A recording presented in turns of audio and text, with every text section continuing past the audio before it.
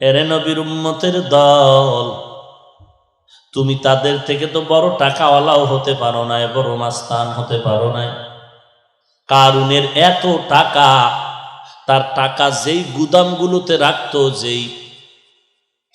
যেই বিশাল গুদামে টাকা রাখতো, স্বর্ণের টাকা, এই গুদামগুলোর তালার চাবি বহন করার জন্য প্রায় 70টা উট লাগতো। উট, 70টা উট শুধু চাবি টানতো। এবার বুঝেন কি পরিমাণ তালা, আর এই তালা কি পরিমাণ গুদাম তার মালে। অহংকারী হয় মুসা নবী বললেন যাকাত দাও, কারণ বলে যাকাত দিব না। দিব না তো দিবই না। উল্টা মুসা নবীর বিরুদ্ধে একটা মেয়েরে রেডি করলো, টাকার লোভ দেখায় বলে, এই কন্যা সন্তান, মুসা যখন মানুষের সামনে বয়ান করবে, তুমি দাঁড়াইয়া অপবাদ দিবা মুসা তোমার সাথে জিনা করেছে। চালাকি সব জায়গায় চলে না, বাটপারি সব জায়গায় চলে না, বেয়াদবি গাদ্দারি সব জায়গায় চলে না। খবরদার, বেয়াদবি করতে গিয়া মা বাবার সাথে মাস্তানি করিস না। এই ছাত্র, লেখাপড়ার গরম আর ভাব দেখাইতে গিয়া শিক্ষকের বিরুদ্ধে আন্দোলন করবি না, কপাল পুড়ে যাবে। আজকে কত ছাত্র দেখা যায় শিক্ষকের বিরুদ্ধে আন্দোলন করে কপাল পুড়েছে। রাস্তায় ঘুরে পাগলের মতো মাথা নষ্ট হয়ে গেল, ল্যাংটা ঘুরতেছে। আবার মাঝে মাঝে ইংলিশে কথা কয়, আরবিতে কথা কয়। পাগল তো ইংলিশ পারে না, ইংলিশ জানলো কেমনে? বলে পাগলে ইংরেজি কয় না, বরং ইংরেজি বলনেওয়ালা বেয়াদবি করে পাগল হয়েছে। লিকুল্লি শাইইন জিনাতুন ফিল ওয়ারা ওয়া জিনাতুল মারই তামামিল আদাবি আজ খোদা কা হিমে তৌফিকে আদব বেআদব মাহরুমে গাশতাজ ফজলেরা। চালাকি সব জায়গায় চলেনি। নামাজ পড়তে দাঁড়াইয়া 3 জন যুবক, একজন ইমাম হয়ে গেছে, সূরা কেরাত পারি আর না পড়ি ইমাম হয়ে গেছে। ইমামতিতে যাইয়া তাও আবার তরে না, একটা নৌকার ভিতরে 2 জন পিছে, সামনে একজন। প্রথম রাখাতি কুল আউযু রাব্বিন নাস,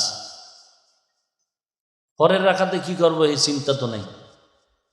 এর মধ্যে তুফান, বাতাস, নৌকা হেলে দুলে,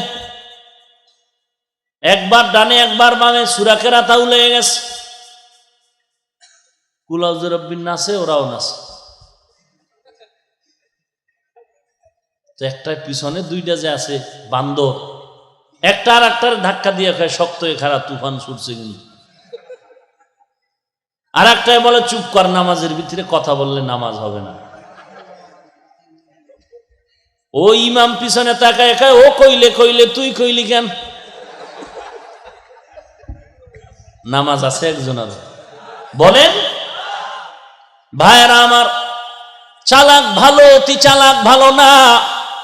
চালাকি করো করো, কিন্তু খবরদার মা বাবার সাথে চালাকি করিস না। এই যুবক, চালাকি করতেছো কিন্তু আল্লাহওয়ালা আলেম ওলামাদের সাথে চালাকি করিস না। চালাকি করতেছো কোনো ওস্তাদের সাথে চালাকি করিস না। চালাকি করতেছো কিন্তু কোনো সাদা দাড়িওয়ালার সাথে চালাকি করবি না। এমন ভাবে কপাল পুড়ে যাবে, তোর মা বাবাও কান্না করে আর কপাল ভালো করতে পারবে না। তোর মা বাবাও পারবে না এই কপাল ভালো করতে। সাবধান, ভালো হইতে বহু সময় লাগে, কপাল পুড়তে 1 সেকেন্ড লাগে না রে যুবক ভাই। এ জমিনের মধ্যে সাহায্য তার থেকে নাও যার 3টা দুর্বলতা নাই। 1 নম্বরে যার পিছুটান নাই, 2 নম্বরে যার অভাব নাই। এই জমিনে পিছুটান ছাড়া কেউ নাই, অভাব ছাড়াও কেউ নাই। বরং যে যত টাকাওয়ালা সে তত বড় অভাবী। 3 নাম্বার বলেছিলাম, যার কোনো স্বার্থ নাই। জমিনে তালাশ করে দেখো, স্বার্থ নাই এমন একজন আল্লাহর বান্দা পাওয়া যাবে না। হ্যাঁ, চিন্তা ভাবনা করে বের করছিলাম, আম্মা জানের স্বার্থ নাই, আব্বার স্বার্থ নাই।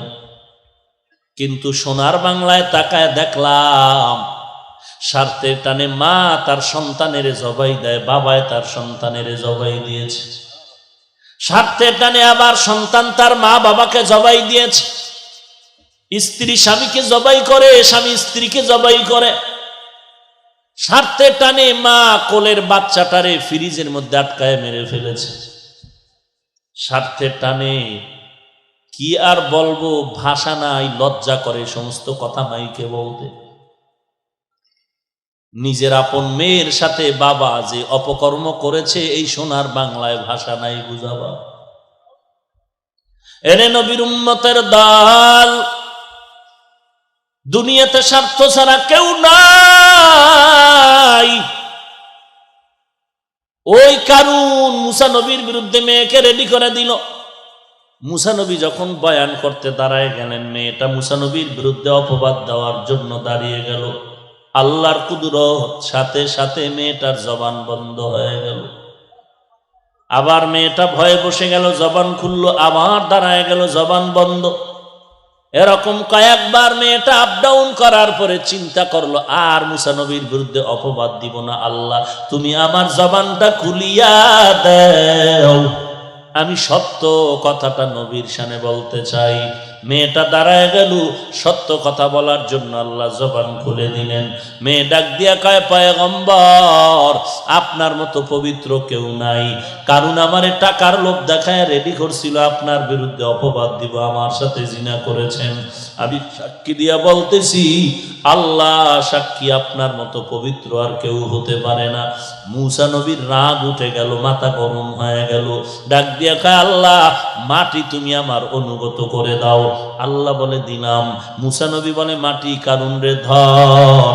সাথে সাথে হাঁটু পর্যন্ত মাটি গ্রাস করে ফেলল। অন্যায় করো, অন্যায় করো, অন্যায় করো, সীমা লঙ্ঘন হলে বাপেও ফিরাতে পারবে না। পারবে? পারলো? ওই টাকার পাহাড় গনে কি লাভ হলো, যেই টাকায় জেলখানার মেহমান বানায় দিল। অথচ কত গরিব ঠিক মতো খানা পায় নাই, শীতের মধ্যে একটা পোশাক কিনতে পারে না। আর কোটি কোটি সহস্র কোটি টাকার বালিশ বানাইয়া কেছিল। কি লাভ হলো এই টাকায়, যেই টাকায় জেলখানার মেহমান বানাইল? কি লাভ হইল ওই সন্তানের বাবা হইয়া, যেই সন্তানের কারণে মা বাবার বেইজ্জতি, জেলখানায় যেতে হয়? কি হলো ওই স্ত্রীর স্বামী হইয়া, যেই স্বামী স্ত্রীর কারণে আজ লাঞ্ছিত হতে হয়? কি লাভ হবে ওই ক্ষমতা, যেই ক্ষমতায় আজ জুতার বাড়ি খেতে হয়? ভাইরা আমার, অথচ আমার সমাজে কত গরিব 5,000 টাকা 10,000 টাকার কারণে মেয়েকে বিবাহ দিতে পারে না, ঘরের চুলায় আগুন জ্বলে না। এমন ঈদের সময় যায়, বাবায় সন্তানরে একটা নতুন জামা দিতে পারে না। এরে নবীর উম্মতের দল, ওই কারুনকে আল্লাহর নবী মুসা যখন বলল মাটি ধর, হাঁটু পর্যন্ত গ্রাস হয়ে গেল। কারুন বলে, বাঁচাও বাঁচাও, আর অন্যায় করব না। মুসা নবী কয়, মাটি ধর। কারুনের মাজা পর্যন্ত মাটি গ্রাস করে ফেলল। কারুন বলে, বাঁচাও বাঁচাও। মুসা নবী বলে, মাটি ধর, ধরার মতো ধর। সিনা পর্যন্ত মাটি গ্রাস করে ফেলল। উম্মতের বলে, পাথর মেরে ওরে ধ্বংস করে দাও। আল্লাহ শেষ হওয়ার পর ডাকিয়ে বলে, রে মুসা, কারণ যতবার তোমাকে বলছে বাঁচাও বাঁচাও বাঁচাও, তুমি বাঁচাইতে পারো না, তোমার মনটা খারাপ, মেজাজ গরম হয়ে গেল। আমি আল্লাহ রহমান, কারুনের দিকে আমি কুদরতের নজর দিয়া তাকাইছিলাম। তোমারে বারবার বলছে বাঁচাও, আর আমি আল্লাহকে যদি একবার বলতো, আল্লাহ তুমি আমারে বাঁচায় দাও, আমি আল্লাহ অবশ্যই কারুনের হেফাজত করতাম। ইয়া আইয়ুহাল্লাযীনা আমানুস্তাঈনু বিস-সাবরি ওয়াস-সালাহ। আল্লাহ বলেন, সাহায্য প্রার্থনা করো, তার থেকে সাহায্য চাও যার স্বার্থ নাই, যার পিছুটান নাই, যার অভাব নাই। এই তিনটা অপরাধ, তিনটা দুর্বলতা নাই যার, তিনি আছেন একজন, তিনি হলেন আমার আল্লাহ। যার কোনো পিছুটান নাই, যার স্বার্থ নাই, যার অভাব নাই। আল্লাহর পিছুটান নাই কেন? লাম ইয়ালিদ ওয়া লাম ইউলাদ, তিনি কাউকে জন্ম দেয় নাই, জন্ম নেন নাই, ছেলে মেয়ে নাই যে আব্বু আমারে দাও।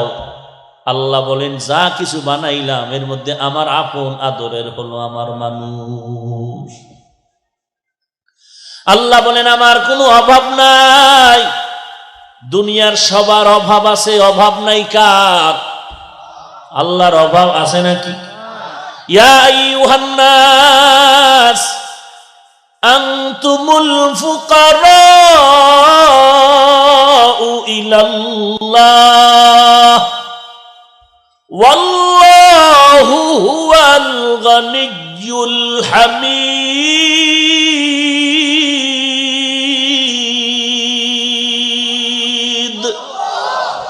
गर तवक्कुल मीकुनी हर सुबह शाम, मीरा साना दरस में तू अजला मकाम, जुज़्ब हक ची जे मखा अज इंसु जा, फजले उआ मस्ते दर जुमला जहा। আল্লাহ বলেন আমার কোনো অভাব নাই। 3 নাম্বার, আল্লাহ বলেন আমার কোনো স্বার্থ নাই। আমি যদি একটু স্বার্থ দিয়ে তাকাইতাম, দুনিয়ার কোনো বেঈমানের এক ঢোক পানিও পান করতে আমি আল্লাহ দিতাম না। এই বান্দা, নামাজও পড়ো আবার মিথ্যা কথা বলো, আল্লাহর সাথে যত গাদ্দারি আর বেঈমানি করেছো, আল্লাহর স্বার্থ যদি পর হইতেন, আল্লাহ পানি বাতাস আর সূর্যের আলো খানা দানা বন্ধ করে দিতেন। আল্লাহ বলেন না না, আমি আল্লাহ খানাও বন্ধ করি নাই, বাতাসও বন্ধ করি নাই, আমি আল্লাহ পাক সূর্যের আলো চাঁদের আলো বন্ধ করি নাই, আমি আল্লাহ রাগ করিয়া তোকে কোনো কষ্ট দেই নাই, বরং আমি আল্লাহ বারবার তোকে ডাকতেছি, উদউনি আস্তাজিব লাকুম। এরে বান্দা, ডাকার মতো আমি আল্লাহকে ডাক দাও, আমি আল্লাহ তোর জবাব দিয়া সব গুনাহগুলো মাফ করে দিব।